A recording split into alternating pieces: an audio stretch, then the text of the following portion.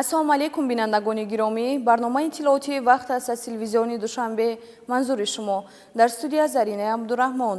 шоми 21 август президенти ҷумҳурии Тоҷикистон, пешвои миллат муҳтарам Эмомалӣ Раҳмон ва раиси маҷлиси миллии маҷлиси олии ҷумҳурии Тоҷикистон, раиси шаҳри Душанбе муҳтарам Рустамӣ Эмомалӣ варзишгоҳи миллии Тоҷикистонро мавриди истифода қарор доданд. иншооти муҳташами варзишӣ дар майдони 9.5 гектар бунёд ёфта, дар он зиёда аз 30,000 ҷойи нишаст пешбинӣ шудааст.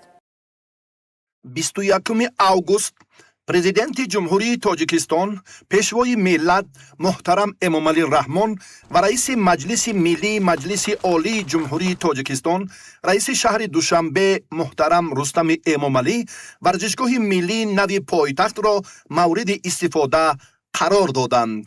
дар даромадгоҳи асосии варзишгоҳ ба хотири арҷгузорӣ ба заҳмату ғамхориҳои ҳамешагии президенти ҷумҳурии Тоҷикистон, пешвои миллат муҳтарам Эмомалӣ Раҳмон ки дар бунёди варзишгоҳи миллӣ ва рушди футболи муосири тоҷик беназир аст, фаввора конструксияи соядасти президенти кишвар дар шакли арт-объект аз пӯлоди зангногир ва баландсифат тарҳрезӣ ва насб гардидааст. ин на танҳо як унсури ороишӣ, балки як қисми таърихи бунёди варзишгоҳи миллӣ ба ҳисоб рафта, солҳои тӯлонӣ ҳамчун рамзи асосии бунёди варзишгоҳи миллӣ нигоҳ дошта мешавад.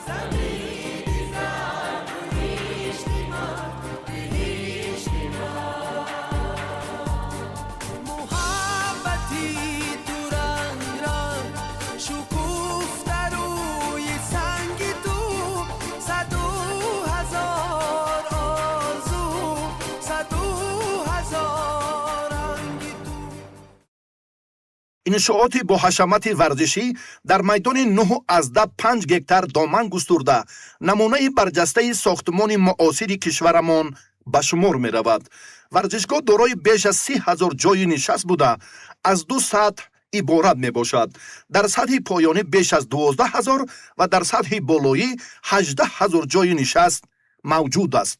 иншоот мувофиқ ба талаботи стандартҳои байналмилалии фифа бунёд шуда, ба категорияи дуюми байналмилалӣ ворид мегардад.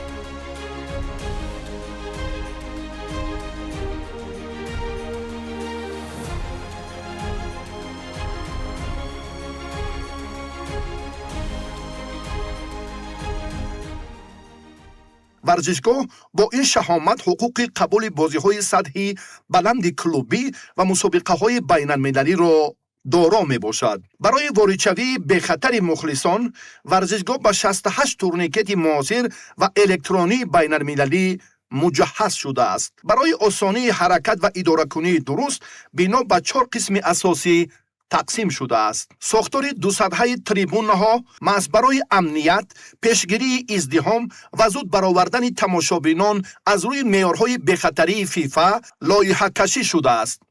масоҳати зери сохтмони бино 27,000 метри мураббаъро ташкил дода, масоҳати умумии он зиёда аз 42,000 метри мураббаъ мебошад. баландии иншоот 33 метр буда, аз 5 ошёна иборат аст. дар маркази варзишгоҳ майдони муосири футбол бо масоҳати 7,140 метри мураббаъ қарор дорад.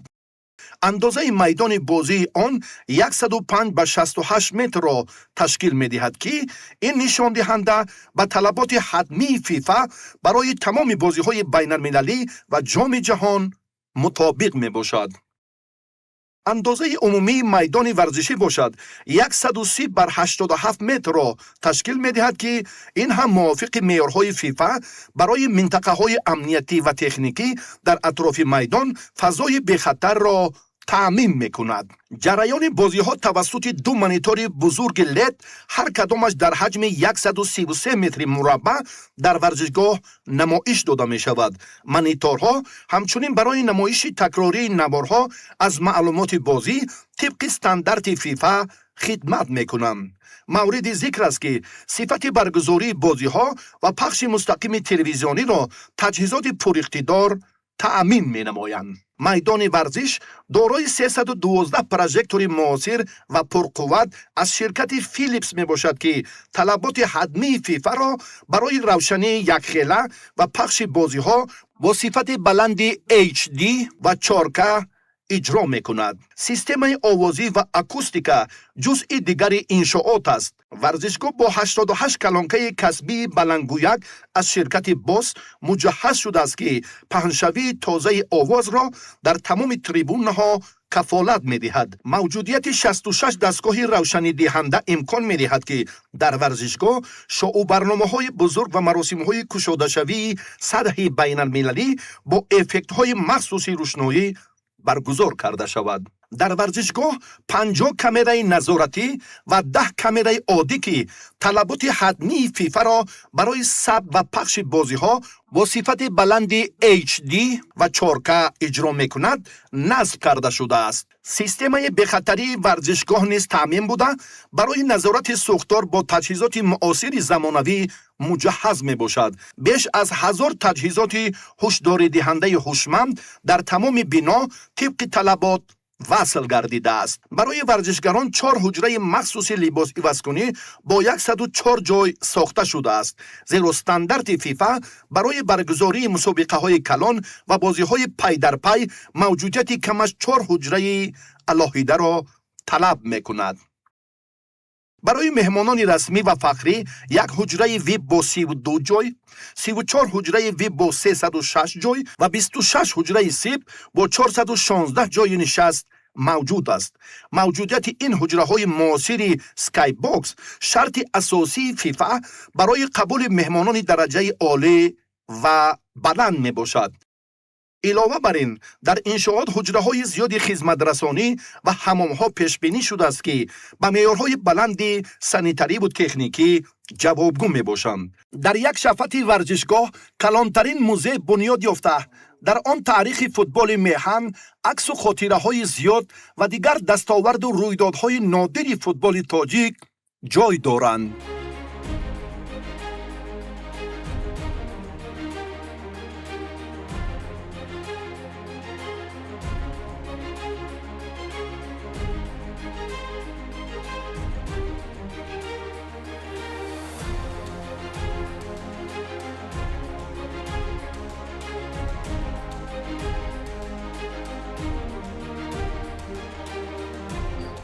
мегӯянд инсон кӯҳҳоеро ки миёни онҳо ба дунё меояд интихоб намекунад, аммо қуллаеро ки бояд ба он бирасад худи ӯ интихоб менамояд.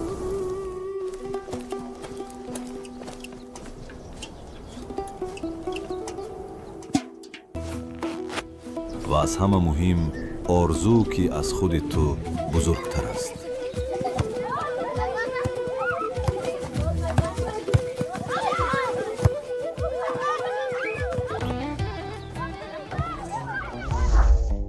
орзу марз надорад, на дар масофа ва на дар вақт.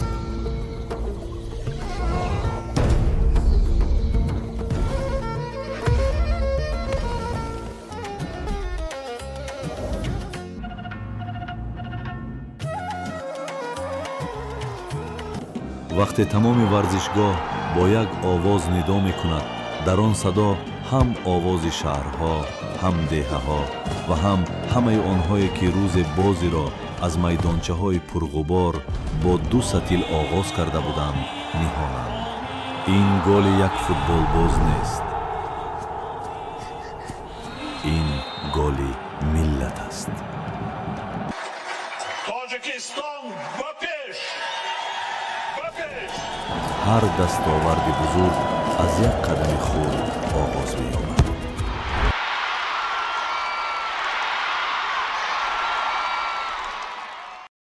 намои асосии варзишгоҳи миллӣ аз пеналҳои муосири алюминӣ сохта шудааст.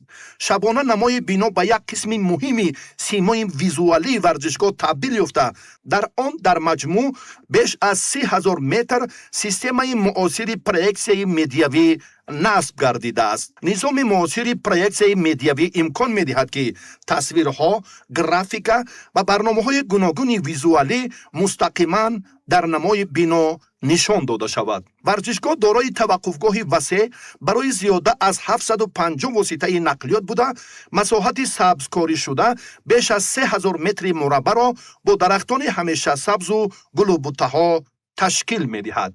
президенти кишвар муҳтарам Эмомалӣ Раҳмон ифтитоҳи варзишгоҳи миллиро ки ба муносибати ҷашни умумии миллӣ 35-солагии истиқлоли давлатӣ бунёд гардид, барои мардуми Тоҷикистон тӯҳфаи арзанда номиданд. бояд гуфт ки варзишгоҳи миллӣ бо шукӯҳу шаҳомат ва зебоии худ камназир аст. аз ин шоте ки имрӯз дар пойтахтамон қомат афродааст, мо варзишгарон хусусан соҳаи футбол бисёрам фахр мекунем, чунки мо дар тӯли ин солҳое ки мо дар ҳамин соҳа фаъолият мекардем, мо дар бисёр варзишҳои дунё ҳамчун мураббӣ, ҳамчун дастаи мунтахаби миллиро пешниҳод кардан бозӣ кардем, дидем ва ҳамавақт орзу мекардем ки давлати мо, миллати мо соҳиби чунин варзишгоҳҳои ки ба стандартҳои ҷаҳонии ҷавобгӯ аст ноил шавад. хушбахтона имрӯз мо ба ин мурод расидем. барои 35-солагии истиқлолият фикр мекунам ин як тӯҳфаи бисёр хуб буд барои футболбозон, барои мухлисон, барои ҳар як шаҳрванди Тоҷикистон, барое ки ин хали инфрасохторо бисёр имкониятҳои хуб метиҳад ки дар арсаи байналмилалӣ тими мунтахаб як бозиҳои бисёр дар сатҳи баланд гузаронад. ба федератсияи футбол ҳам ин имкониятҳои нав метиҳад ки мо акнун метавонем ҳам бозиҳои байналмилалии дӯстона дар сатҳи баланд қабул кунем ва ҳам нақшаам дорем ки ҷоми осиё ҳам низ дар нақша хали майдонҳо имконият метиҳад ба мо як мусобиқае ки ҷоми осиё ҳам гузаронем. дар ҳақиқат ин варзишгоҳи замонавӣ, варзишгоҳе ки ба тамоми талаботҳои фифа пурра ҷавобгӯй аст ва дар ҳақиқат мо бисёр вақт орзу мекардем ки дар дигар давлатҳо медидем варзишгоҳро, орзу мекардем ки дар мамлакати мо ҳам чунин варзишгоҳ сохта шавад. таърихи пайдоиши футболи тоҷик аз солҳои 20 ва 30 асри гузашта оғоз меёбад. дар Тоҷикистон соли 1937 аввалин чемпионат оид ба футбол доир шуд ки дар он чандин клубҳои варзишӣ оид ба футбол иштирок намуданд. баргузории ин чемпионат ва минбаъда чемпионатҳое ки дар Тоҷикистон баргузор шуданд, бозии футболро ба варзиши оммавӣ табдил доданд. ҷавонон ба ин намуди варзиш ки ҷанбаҳои мукаммали футувату ҷавонмардӣ, иродаву фалсафаи пандомӯз дорад, таваҷҷӯҳи махсус зоҳир намуданд. футболро на танҳо бозӣ, балки мактаби одобу интизом, сабру таҳаммул ва ташаккули ҷисмонии ҳар фард номидан мумкин аст. футбол дар солҳои соҳиби истиқлолӣ дар натиҷаи таваҷҷӯҳи роҳбарияти давлат марҳила ба марҳила рушд намуд. дар ин муддат дар Тоҷикистон шумораи иншоот ва майдонҳои хурду бузурги футбол ки ангушшумор буданд, бунёд ва афзун шуданд. акнун варзишгарон дар шароити беҳтар бо тамринҳои доимии мураббиён фаро гирифта мешаванд. бо мурури вақт таваҷҷӯҳ ба рушди футбол беҳтар гардид ва варзишгарони тоҷик имконияти бештари иштирок дар мусобиқаҳои сатҳи байналмилалиро пайдо намуданд. бо ибтикор ва таваҷҷӯҳи махсуси пешвои миллат муҳтарам Эмомалӣ Раҳмон соҳаи варзиш дар мамлакат рӯ ба рушд ниҳод. мукаммалсозии инфрасохтори соҳа ки қадами муҳиме дар ривоҷи бозии футбол дар Тоҷикистон дониста мешавад, давоми 10 солаи охир дар сатҳи олӣ рушд намуд. имрӯз на танҳо дар Душанбе, балки дар тамоми шаҳру ноҳияҳои кишвар майдонҳои варзишиву солимгардонӣ, махсусан дар самти рушди футбол бунёд ва мавриди баҳрабардорӣ қарор дода мешаванд. ин омил боис гардид ки таваҷҷӯҳи насли наврасу ҷавон ба варзиш, алалхусус футбол, ба таври назаррас افزایش یابد. فوتبال در بین بانوان است تقویت پیدا کرده و امروز در تاجیکستان کلوب‌های ورزشی عاید به فوتبال بین بانوان است رو به افزایش دارد. در برابر این تمام سالهای صاحب استقلالی پایگاه سندی و معیاری ساحه ورزش نیز با قبول قرار و قانون‌های مشخص رشد نمود. از جمله قانون جمهوری تاجیکستان درباره تربیت جسمانی و ورزش، استراتژی رشد ورزش و طرز حیات سالم، برنامه‌های دولتی رشد فوتبال در 3 مرحله، کنسپسیون ملی انکشاف تربیت جسمانی و ورزش، اینچنین صدها لایحه‌های گوناگون ساحه ورزش و سالمگردانی اهالی روی کار آمدند که این به رشد بی‌میلان ورزش در مملکت زمینه مساعد به میان آورد. همکنون به مناسبت استقبال سزاوار از 35مین سالگرد استقلالیت دولتی جمهوری تاجیکستان، انشاءات محتشم ورزشگاه ملی تاجیکستان موافق به طلبات معیارهای جهانی در پایتخت وطن محبوبمان قامت افراخت. اکنون تاجیکستان را در برابر تشبس‌های سطحی بین‌المللی در مورد آب و اقلیم و صلح و ثبات جهان، همچنین چون تشبسگر سطحی بین‌المللی در سمت رشد فوتبال می‌دانند. طور آگاهی داریم با تشبس رئیس مجلس ملی مجلس عالی جمهوری تاجیکستان، رئیس شهر دوشنبه، پرزیدنت اسوسیاسیون فوتبال کشورهای آسیای مرکزی، پرزیدنت فدراسیون فوتبال تاجیکستان محترم رستم امامعلی، همساله شروع از سال 2024 25 می همچون روز جهانی فوتبال جشن گرفته می شود. نتیجه های همین توجه و دستگیری ها بود که دوام سالهای صاحب استقلالی منتخب فوتبال تا سن 17 ساله تاجیکستان 4 مرتبه به مسابقات باشکوه ترین سیاره چمپیونات جهان راه یافت. تاجیکستان به مکان برگزاری مسابقه های سطح بین المللی کافا تبدیل یافت که دوام 10 ساله آخر بیش از 30 مرتبه میزبان چنین مسابقات سطح بین المللی گردید. برای رشد فوتبال مخصوصا بین کودکان و نورسان از جانب رهبریت کنفدراسیون فوتبال آسیا، فدراسیون فوتبال تاجیکستان به جایزه‌های مخصوص قدردانی شد. در ادامه تدبیرهای سازندگی پیشوای محبوب ملت، ورزشگاه محتشم معاصر امکانیت تاجیکستان عزیز را در میزبانی مسابقه‌های سطح جهانی و مکمل سازی دوستی بین خلق و ملت‌های سیاره باز هم تحکیم خواهد بخشید. من بعد فوتبالبازان تاجیک در این ورزشگاه مطابق با استانداردهای بین المللی به تمرین مشغول گردیده موفقیت‌های خود را افزون می‌نمایند و پرچم دولتی جمهوری تاجیکستان صاحب استقلال را در مسابقه‌های با نفوذ جهانی بالا می‌بردارند. بینندگان گرامی، اینجا رسیدیم به فرجام برنامه اطلاعاتی وقت. سلامت و سربلند بمانید.